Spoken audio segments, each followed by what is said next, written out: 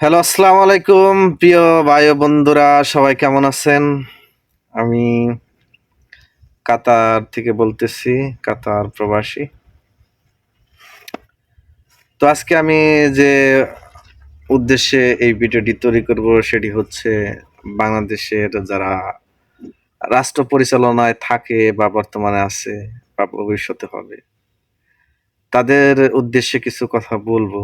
আর আমার main topic হচ্ছে প্রবাসীদের লাউঞ্জ সম্পর্কে। এটার কিছু প্রতিবাদমূলক বা এই সামান্য টিপস ডক্টর ইউনূস সরকার না দিয়ে বা প্রবাসীদের মেন যে টপিকগুলা প্রয়োজন সেই সমস্ত বিষয় নিয়ে কাজ করুক, সেই প্রসঙ্গে বলবো আর কি।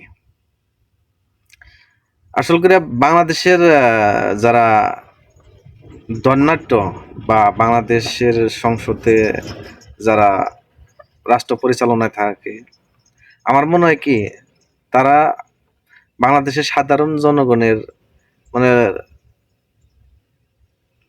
সবসময় চেষ্টা করে যে কিভাবে সুবিধা তাদের সাধারণ জনগণের পানি ব্যয় করানো যায়। মানে ওদের চিন্তাধারা এইগুলাই। তা না হলে প্রবাসীদের হাজার হাজার সমস্যার ভিতরে সে কি একটা সমস্যা খুঁজে বাই করছে, মানে টিফিনের ব্যবস্থা করছে। মনে করেন একটা প্রবাসী 10 বছর পরে দেশে যাইতেছে, ওইখানে বাপ মা ভাই বোন মানে বাংলাদেশের কালচারে যেটা হয় যে গেটের সামনে অপেক্ষা করতেছে, মানে তাদের অপেক্ষার প্রহর আরো দীর্ঘ হোক আর আমারও বাড়ি যাওয়ার অপেক্ষার প্রহর আরো 1-2 ঘন্টা বেড়ে যাক। আমি কি করব, ওই কফি শপে যাইয়া বা ওই হোটেলে যাইয়া কি নাস্তা মাস্তা করবো সিরিয়ালে দাঁড়াইয়া বা টেবিলে বইসা, মানে যে সিস্টেমে হোক। বাংলাদেশের কালচার তো অবশ্যই সিরিয়ালে থাকতে হইব। তো এই সিরিয়ালে আমার জন্য বারবিকিউ বানাবো, তারপরে যে সকল ভিআইপি আইটেম গুলা ওইগুলা বানাবে, আমি খাবো। খাওয়ার পরে আমি তারপরে আমার যারা স্বজন আত্মীয় স্বজন তাদের সাথে আমি দেখা করে আমার দেশে যাবো। এরে পাগলের হেডা ডক্টর নিচ্ছে, ভাবছিলাম তোরা দেশটারে ভালো কিছু দেখাবি, ভালো কিছু করবি। লাস্ট মুহূর্তে প্রবাসীদের জন্য এত কান্না কান্না, তো কি করলি? টিফিনের ব্যবস্থা করলি।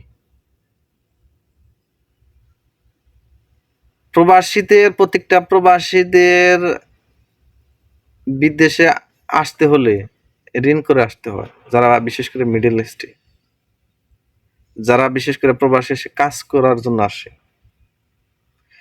বাংলাদেশের মানে অহেতুক নামে প্রবাসী কল্যাণ ব্যাংক আছে, ওই ব্যাংকের থেকে 95% প্রবাসী কোনো হেল্প পায় না।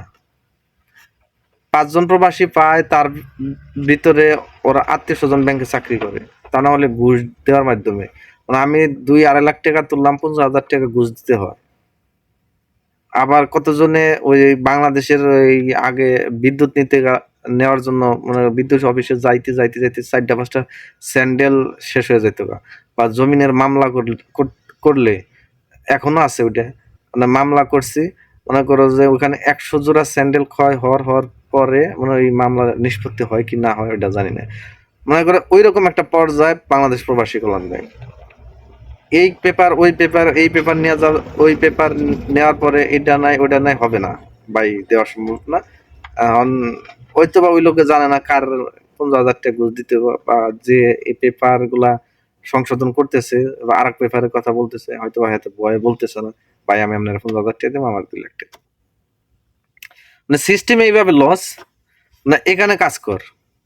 দ্বিতীয় সিস্টেম, ইন্ডিয়া, পাকিস্তান, শ্রীলঙ্কা, নেপাল, এই সকল দেশ থেকে বাংলাদেশে আসতে লাগে 1,20,000, 80,000, 75,000 টাকা, মানে মিডল ইস্টে আসার জন্য, কাজ করার জন্য। সেখানে বাংলাদেশের প্রত্যেকটা লেবার এই 500, 700, 1,000 স্যালারিতে মানে 7,000 টাকা, 5 লাখ 6 লাখ টাকা ঘুষ দিয়ে আসতে হয়।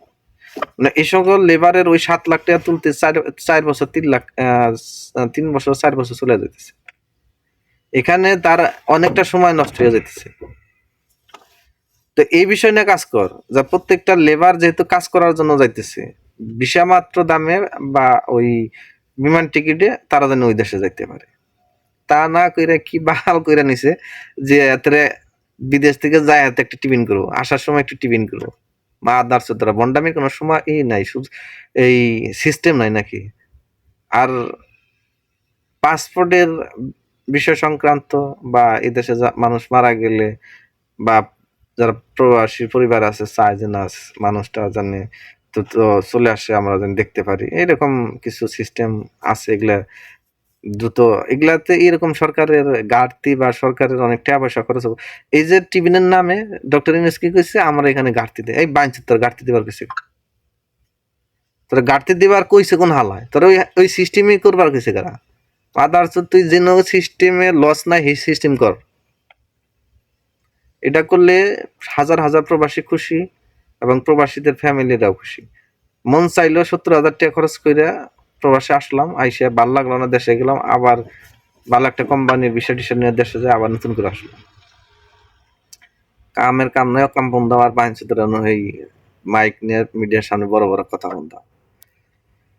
আর বিশেষ করে যে বাংলা প্রবাসী যারা, আমরা যারা প্রবাস থাকি, ওই টেলিভিশনে প্রবাসীদের একটু বাজে কমেন্ট করে মন্তব্য করে একটা ভিডিও বানাইছে বা ইউটিউবে একটা নাটক বানাইছে, সেইটার জন্য প্রতিবাদ করতে করতে করতে করতে ফেনা তুলে হালাই।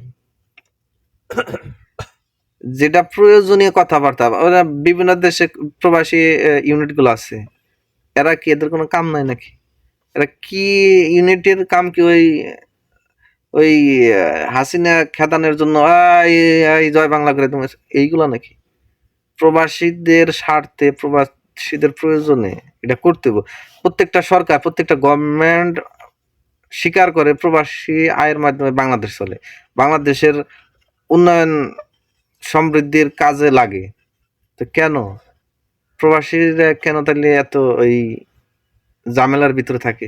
এই সমস্ত বিষয়ে কথা আসে না কেন? তো এটা আসল কথা কি, মানে বাংলাদেশের ওই যে পাগলের দেশে আর ভালো মানুষ থাকে কেমনে? পেট পূজারি সব জানে, ডক্টর ইউনূস জানে যে এ দেশের মানুষে একবেলা খাবার দিলি কথা বন্ধ। কি করছে, যায় যে এই এয়ারপোর্টের ভিতরে এই হোটেল খুলে নিছে। তো আমি ডক্টর ইউনূসকে বলবো যে তুই তো বেটা সুদখোর, আগে মানুষ বলতো যে তুই সুদখোর, তো কিভাবে সাধারণ জনগণের গরিব মানুষের ফোন দেয় টিয়া বাই করান যায়? তোর সিস্টেম তো ওইটাই। মানে এইভাবে মনে করেন প্রবাসীরা তো ম্যাক্সিমাম এসে গরিব, আমরা যারা কাজ কাম করে খাই, মানে মানে এই গরিব যেন মুখ না খুলে, মানে এই মুখ বন্ধ করার জন্য বাঞ্ছে তুই একটা চায়ের দোকান খুলে নিস। আচ্ছা, পছন্দ হইলো না তোর কাজ কাম, ভাবছিলাম যে তুই দেশের অনেক উন্নয়ন বই আনবি, তোর চিন্তাধারাই তো হাসিনার থেকে খারাপ। তুই উন্নয়ন ববি কিভাবে? ভালো নির্বাচন দিয়া দেশ কোন একটা সরকারের কাছে দিয়ে দে।